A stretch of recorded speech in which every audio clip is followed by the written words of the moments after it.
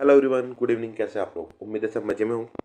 आज हम डिस्कस कर रहे हैं सुप्रीम कोर्ट का एक नया जजमेंट है। केस का नाम है अनुभूति and others versus Uttarakhand high court. इस केस में क्या हुआ, कुछ स्टूडेंट हैं जो कि सिलेक्ट हुए थे उत्तराखंड पीसीएचए में, और सिलेक्ट होने के बाद उन्होंने ज्वाइनिंग ली थी। ज्वाइनिंग के बाद वो वर्क कर रहे हैं एज ए जुडिशियल मजिस्ट्रेट।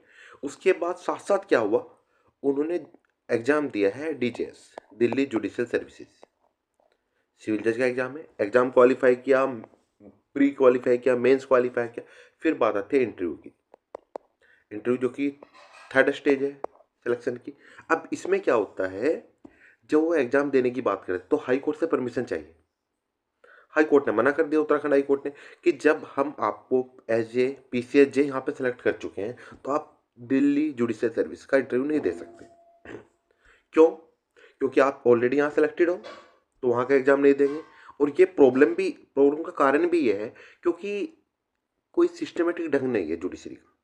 जो पीसीजे के एग्जाम होते हैं या हायर जुडिशरी के हैं, किस स्टेट की वैकेंसी कब आ रही है कब नहीं आ रही, और सबकी एज निकली जाती है।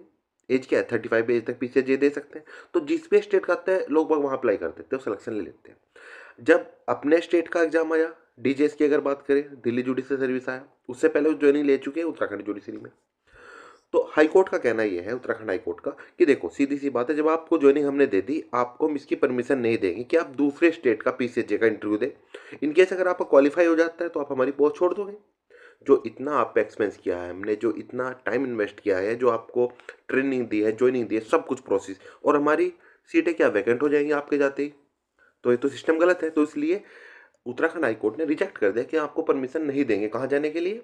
डीजेएस इंटरव्यू देने के लिए। उसके बाद ये लोग कहाँ पहुंचे?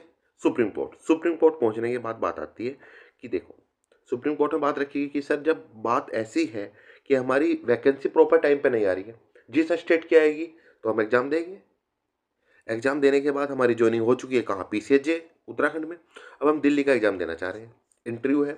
तो सुप्रीम कोर्ट ने सबसे पहले तो ये बोला कि देखो, सबसे पहले आप इंटरव्यू दीजिए, अलाउ कर दिया इंटरव्यू देने के लिए, कि केस का जजमेंट बाद में देखेंगे, क्योंकि इंटरव्यू एक स्टूडेंट के लिए बार बार नहीं होगा। अब इंटरव्यू हो चुके हैं, फिर दोबारा इंटरव्यू के लिए बुलाया जाएगा? नहीं होगा। तो आप पहले इंटरव्यू दी। फिर सुप्रीम कोर्ट का कहना ही है, आप किसी भी स्टेट में ज्वाइनिंग कर रहे हैं, अगर आप अपने स्टेट का किसी अदर स्टेट का पीसीएचए जुडिशरी का एग्जाम देना चाहते हैं तो आप दे सकते हैं। जहां आपको ज्वाइनिंग करनी है आप कर सकते हैं। ये आपके आर्टिकल 21 का राइट है, आर्टिकल 14 का राइट है, आर्टिकल 15 का राइट है, आर्टिकल 16 का राइट है। किसी तरह का वोलेशन नहीं होगा फंडामेंटल राइट के साथ। और यही बेसिक स्ट्रक्चर है जो केशवानंद भारती केस में कहा गया था। तो सुप्रीम कोर्ट ने अलाउ क्या किया है, आप एक स्टेट में अगर एज ए पीसीएच ज्वाइनिंग कर रहे हैं